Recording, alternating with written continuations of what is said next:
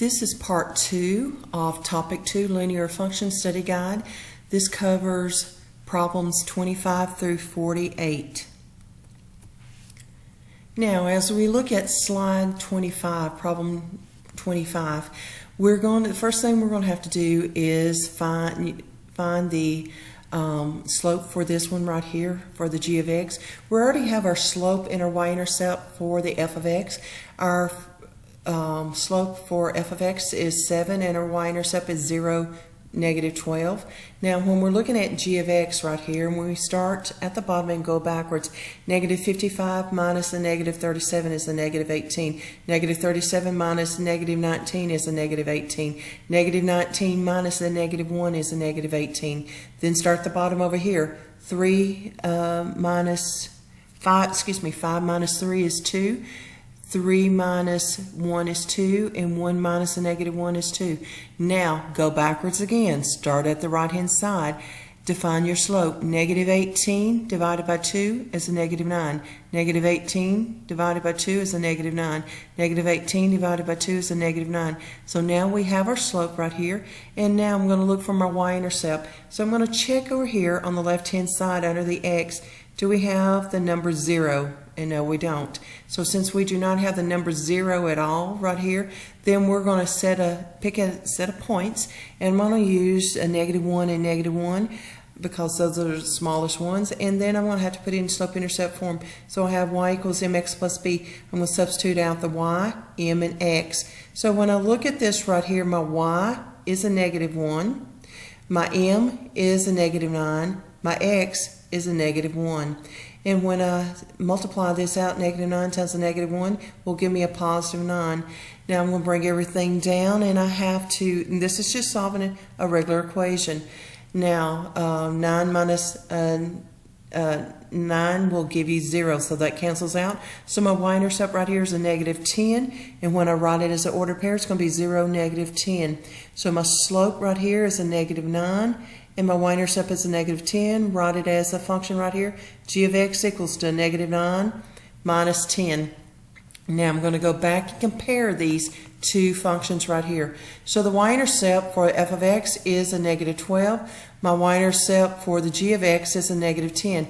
Negative 10 is less than a negative 12 is less than a negative 10, so that is true. And then we're going to compare the rate of change, which is the slope. The slope for f of x is 7, and my slope for the g of x right here is a negative 9.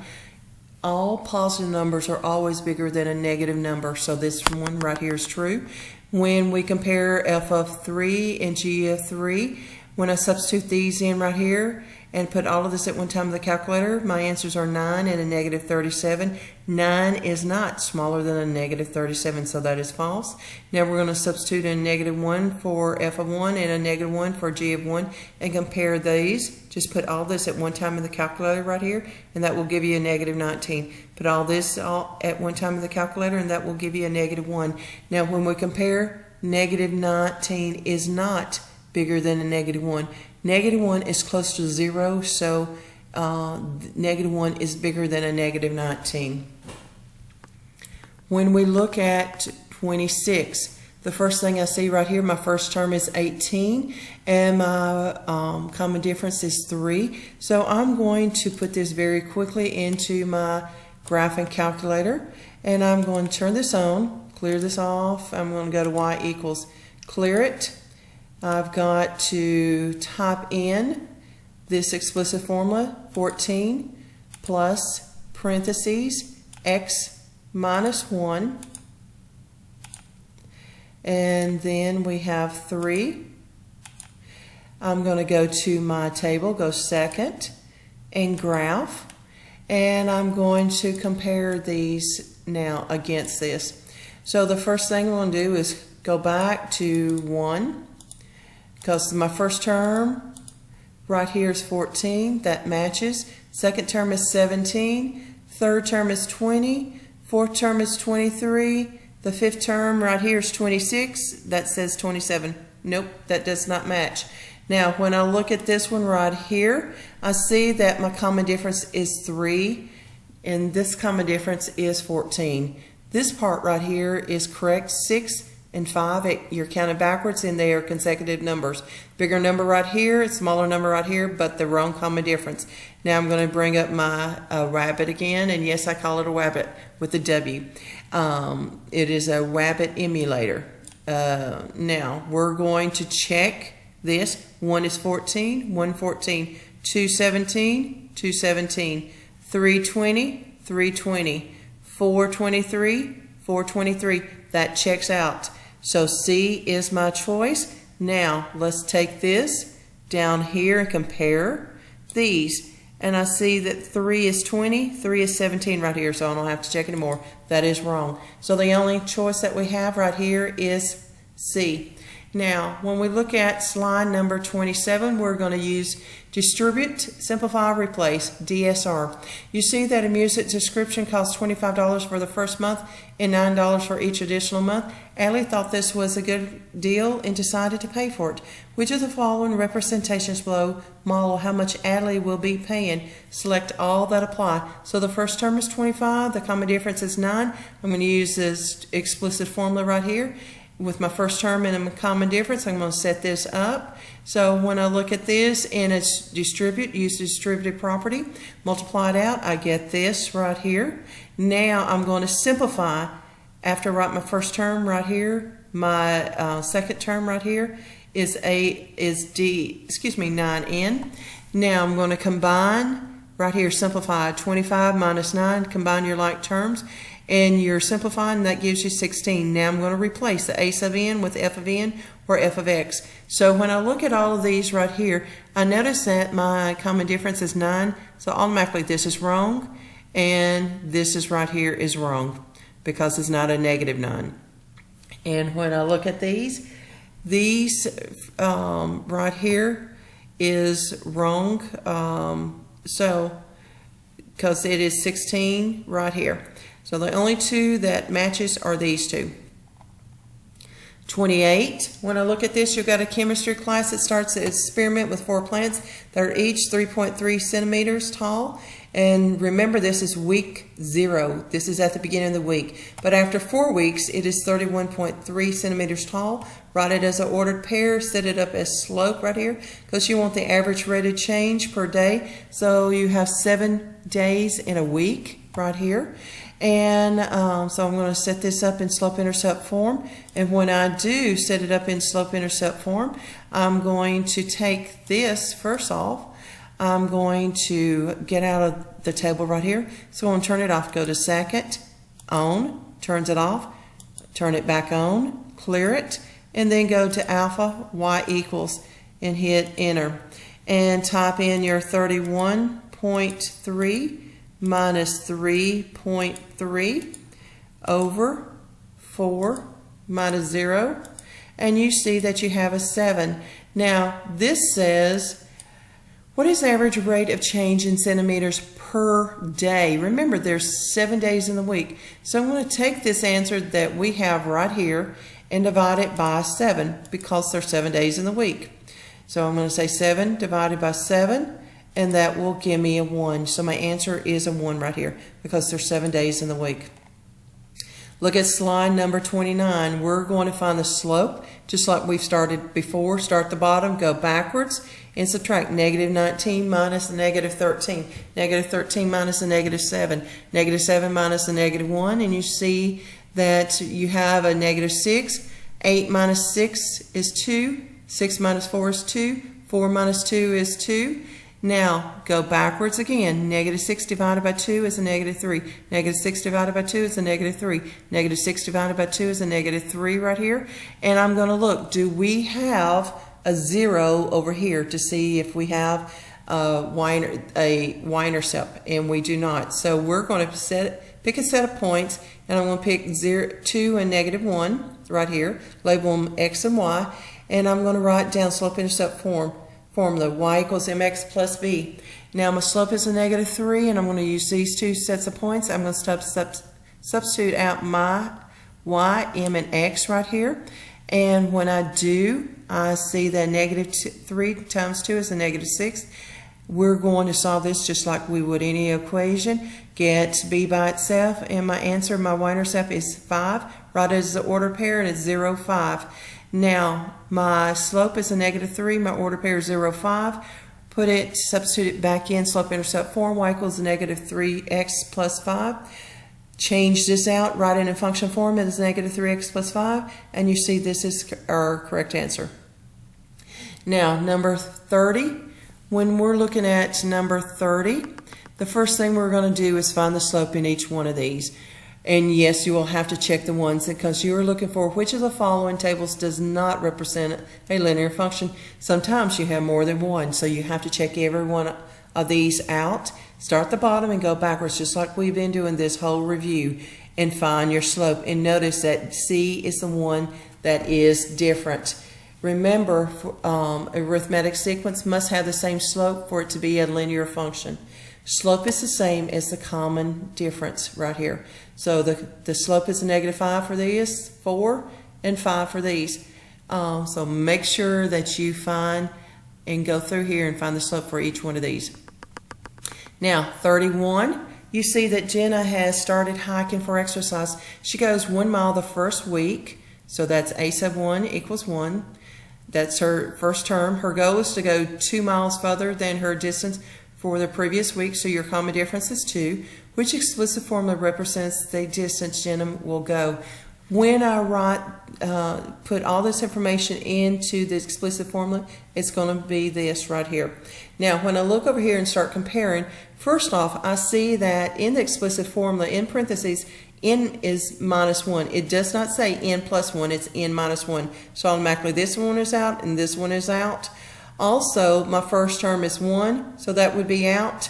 They have switched these two numbers around because, remember, my first term is 1, my common difference is 2. So automatically this is wrong. For several reasons, this is wrong. And when I look at this, okay, we have the minuses there, but my first term is 1, my common difference is 2. Notice that they have switched these two around. So the C, the third one, is my answer. Now, when I look at 32, we've got to find the average rate of change for the following. So we're going to distribute. We're going to say 0.25 times 4x plus 8, because remember, we're looking for slope, which is the average rate of change. And when we simplify this, use distributive property, and multiply it out, you see that we get f of x equals 1x plus 2, or you could write it as just simply x plus 2 right here with the f of x in front of it. Well, my slope is 1, my y-intercept is 2, which is the same thing as 0, 2. So my answer over here is 1. Now, looking at this World War problem, you've got a chemistry class that starts an experiment with 5 plants that are 4.1 centimeters tall, so you have 0. And 4.1 because you're just starting this experiment at the beginning of the week, so it's 0. But after 2 weeks, it is 18.7 centimeters tall, and write it as an order pair. It's going to look like this. You're going to find the slope, which is the average rate of change in centimeters per day of plant A. Remember, there's 7 days in the week, so you're going to go to alpha y equals. So put these two sets, write them out. These two sets of points, and I've written them out on top of each other like this. Go to alpha y equals and put it in your graphing calculator. Just like what we did earlier, you're going to go to alpha y equals, just like I did right here. So that would be alpha y equals, hit enter, and type it in and come up with your answers. Then once you get this right here, you're going to take the 7.3, and then you're going to divide it, and I'm going to clear this off. 7.3 divided by 7, because there are 7 days in a week, and this is what you have. But notice you don't have that over here. So it's talking about rounding off. So I'm looking at, well, is this going to be a 1 or is it going to be a 2? And when I look at this right here, I'm going to look at the number that's closest to my 1 right here, and I see that is 0. So remember, if this number is 0, 1, 2, 3, 4, this number right here stays the same. If this number right here had been 5, 6, 7, 8, or 9, this would be rounded up to 2. So rounded off, this is 1. Slide 34. When you look at this, you're going to find the average rate of change. So you're going to do it just like what we've been doing. Start at the bottom, go backwards. Negative 17 minus negative 14 is a negative 3. Negative 14 minus negative 11 is a negative 3. Negative 14 minus negative 8 is a negative 3. And you're going to do the same for these. Start at the bottom and go backwards, subtracting these. Then you're going to divide going backwards. Negative 3 divided by 1 is a negative 3.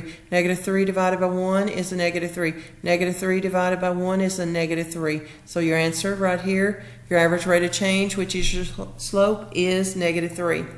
Now, number 35. When you're looking at 35, you're going to find the slope first on this f of x. So there was only 1 point given right here, so I'm going to pick out any one of these points that are along this, and I picked out this point right here, which is a negative 2, 1, and then my y-intercept is right here at 0, negative 3. This is where this line crosses the y-axis. This is the y-axis. Now, when I write this out, and once I find my slope, because I've got to take both of these right here to find my slope, and my slope is a negative 2, my y-intercept is a negative 3, I'm going to write it in function form right here. F of x equals to a negative 2x minus 3. Then I'm going to find my slope down here, and we're going to find it just like we've been working. And then look, this time I do have a 0 over here underneath my x, so I do not have to work this out right here, because my y-intercept is 0, negative 5. Write g of x in function form right here, and you have 2x, because the slope is 2. My y-intercept is a negative 5, so g of x equals 2x minus 5. Now I'm going to compare. My y-intercept of f of x is a negative 3 right here, and my g of x, my y-intercept, is a negative 5. Negative 3 is not smaller than a negative 5. So negative 3 is less than a negative 5. That's false.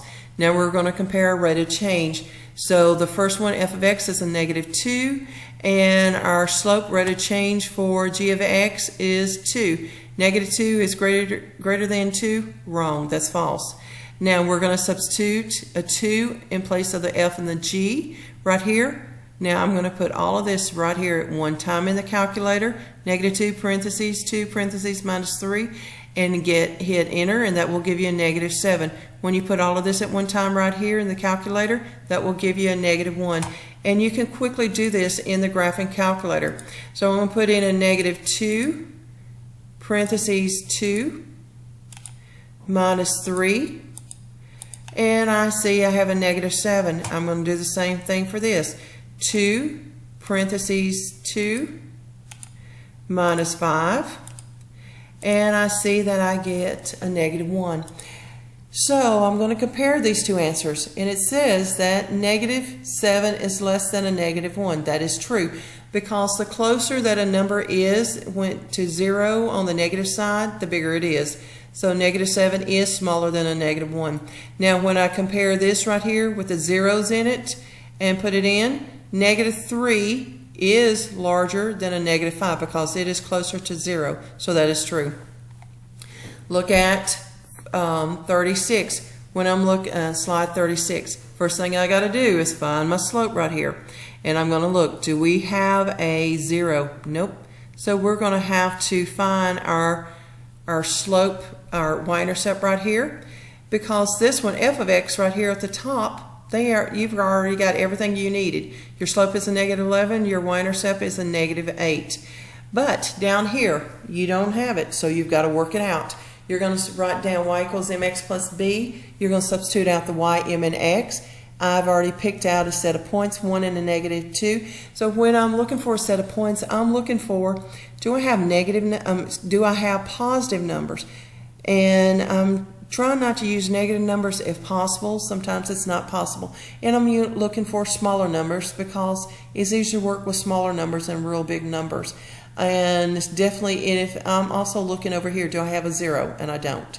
So that's why we're going to have to work this out using these three numbers. When I substitute out the y, m, and x, my b is a negative 4. Write it as an order pair, is 0, negative 4.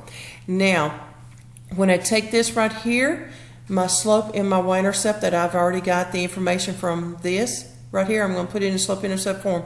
Y equals 2x minus 4. So this g of x, when I remember, I'm going to substitute out the y for g of x. This means the same thing. I'm going to just simply rewrite 2x minus 4. Now I'm going to go through here and start comparing, just like I have been doing. So my y-intercept of f of x is a negative 8. My y-intercept of g of x is a negative 4.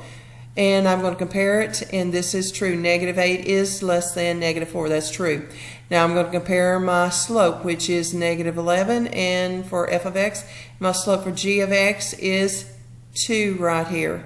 And so when I look at this right here, I see that my slope, and I wrote down the wrong number, so I'm going to write this in right here. And my slope for g of x is 2. And let me see, try to get this to right. And now I'm going to write a 2. So my slope right here, negative 11, is not greater than 2. So this, because it says negative 11 is greater than 2, and that's false. Now I'm going to substitute in a 1 in f of x and g of x, and I come up with the answers of negative 19 and negative 2. Negative 19 is less than a negative 2, and that is true. Then I'm going to check this one and substitute in the negative 3, and I get 25, negative 10. So 25 is greater than a negative 10. That is true. So this time we had 3 answers. Slide 37. So when I look at slide number 37, you're going to look at this about the correct formula according to subscription. So music subscription costs $25 for the first month, so that's my A1, and $7 for each additional month, so that's your common difference right here. Jenna thought this was a good deal and decided to pay for it. Which of the following representations below model how much Jenna will be paying? Select all that apply. So here's your explicit formula. Here's your first term, common difference, set it in, distribute, and right here. And then you're going to simplify. Remember, write your middle term first, and then add your like terms, 25 minus 7, right here, and which means to simplify, and then you're going to replace, because once you have the a sub n and you've written it like this, you're going to replace the a sub n as for f of n or f of x. And you see that these right here, the ones that I've marked, are the correct answers. Now 38, you have the first term is a negative 3. You're going to go out 10 places, 1, 2, 3, 4, 5, 6, 7, 8, 9, 10. And the 10th term is a negative 20. So the first thing we're going to do is count how many jumps or how many spaces does it take to get from the first term to the last term. 1, 2, 3, 4, 5, 6, 7, 8, 9. So it's 9 spaces from front to back. So we're going to subtract these two terms, negative 20 minus a negative 3, and that gives you a negative 117. Now you're going to take whatever answer you get here and divide it by the number of spaces from negative 3 to negative 20, and that is 9. When you divide it by 9, your common difference is a negative 13. Slide number 39. When I look at this right here, you're looking to see who is correct.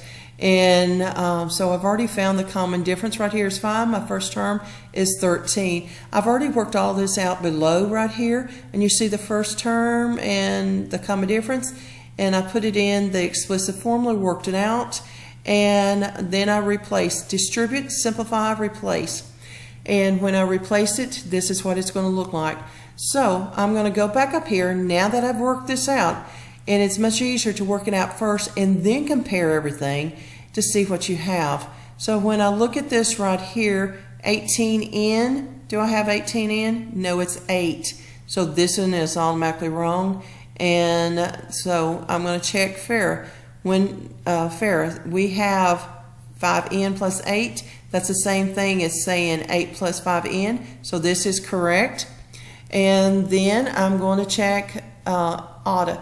So when I look at this right here, I see that they have switched the first terms and the common difference. This should be 13 and this should be 5. They have mixed it up right here.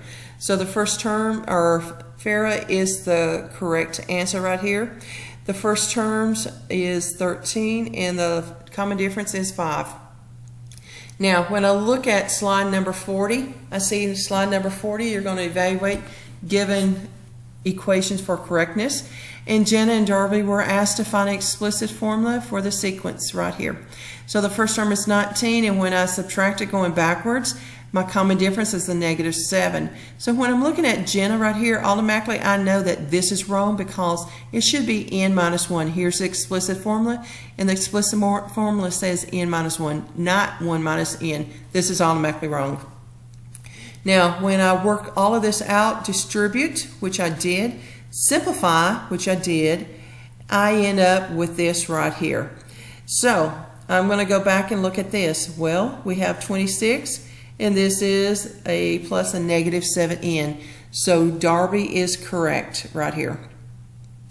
And to explain, Jenna's problem is written as an explicit formula, but she had mixed up this right here. She had put it as 1 minus n instead of n minus 1. Darby went ahead and simplified the problem, and that's why it looks like this. Slide number 41, you're going to look at this formula right here. This is the sequence, and you're going to find the 11th term. Is the 11th term 122? So if I write it as an ordered pair, it looks like this. So I'm going to simply substitute in the 11 in place of the x. And I've already done that all the way down. And then I'm going to put all of this right here at one time in the calculator. So I'm going to put in, and I'm going to turn this on, I'm going to put in 13, comma 11, plus a -13. And I'm going to come up with 130. I'm going to put each one of these in one at a time until I come up with the answer 122. And that is what I have right here. 42. Now when I look at 42, I see that I could take these points right here and turn and write them in a table right here, or a T-chart. And I've done that. My first term is a -5 right here. So I'm going to quickly go down through here using this explicit formula and check, is my first term a -5? No, that's 5. That's wrong. 9, that's wrong. -14, that is wrong. -5, okay, that's a possibility.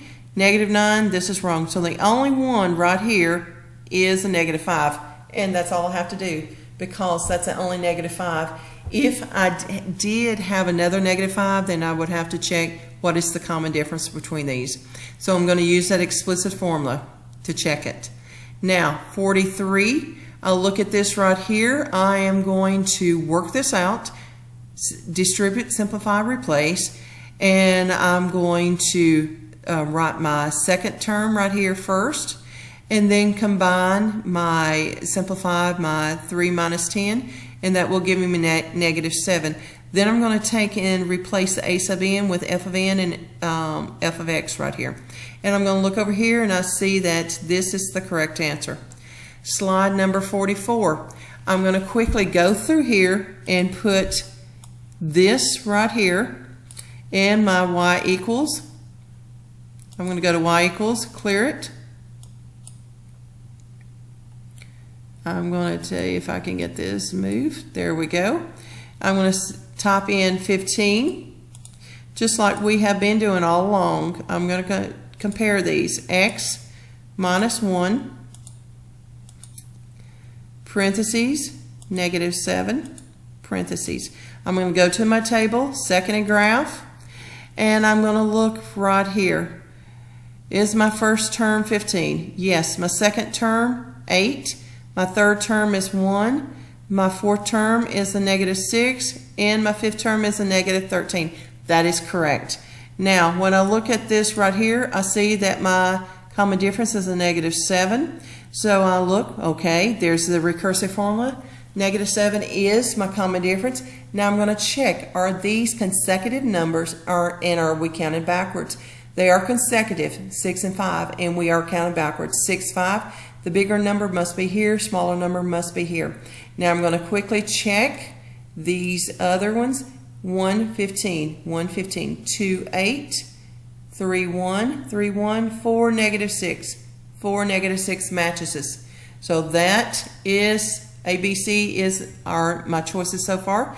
Now I'm going to check this other one. Is my 15th term 8? I'm going to go down here to 15. Is my 15th term 8? No, it's a negative 83. Stop. You don't have to look anymore. This is automatically wrong. So A, B, and C are my choices. Slide number 45. Now, when I look at slide number 45, I see Brinley has agreed to donate $151 to the Oakland High School for its library. In addition, she will donate $3 for every book a student or child that visits the library reads during the summer. So my first term is 151. My common difference is 3. Here's the sequence right here, and you want to know which representations model this problem situation. You're going to select all that apply. And so we're going to distribute, simplify, replace. And when I replace a sub n right here, I'm going to end up with these two function forms right here. So I'm going to come over here and I'm going to check. I see, okay, this one checks out. This, when I take the 151 minus 3, I get 148. This one checks out. This one checks out. This does not check out. This one doesn't check out. So I have my 4 answers. 46. When I'm looking at recursive formula right here, here's my recursive formula. A sub n equals a sub n minus 1 plus d. My common difference right here is a negative 6.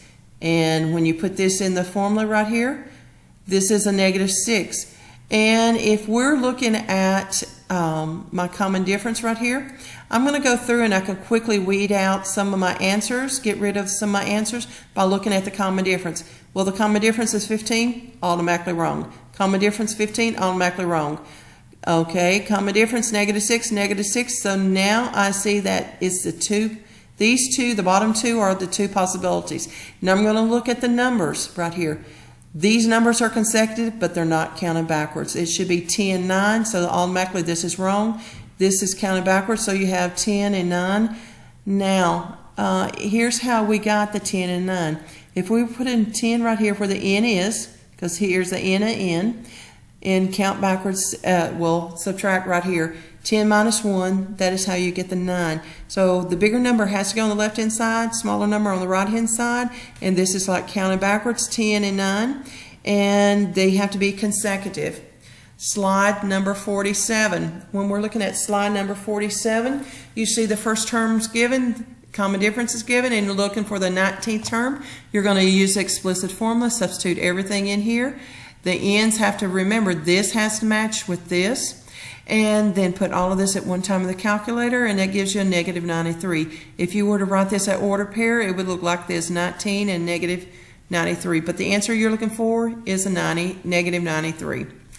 And now, when we're looking at slide number 48, you're going to go through here, and you're going to start the back, and you're going to subtract 60 minus 51, 51 minus 41. As soon as you see these two answers are different, stop. So you don't have to go anymore. Look at this one. Negative 32 minus negative 26 is 6.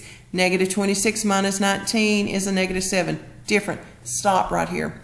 Now, when I look at this one and I see that I have worked these out right here and subtracted, you see that this right here, these have the same common difference all the way up and down, which is a negative 6. Start the back and go backwards. And then go to the next sequence. 810 minus 270 gives you 540. Then 270 minus 90 gives you 180. Stop. These are not the same. So this is not an arithmetic sequence. Now when I look at this one, you see that this is also not an arithmetic sequence. So I see that 7 minus 3 is 4. And 3 minus 0 is 3. Stop. You do not have to keep working. However, when you look at this one, and I've already worked this one out right here, you see that you end up with the same common difference with 7 all the way across. So remember, you're going to start the back and go backwards of the sequence, and you're going to subtract. The common difference must be the same for it to be an arithmetic sequence. If these are not the same, like these, then you stop, because those are not an arithmetic sequence. Now, so if you have any questions, just go back through this, and this is the end.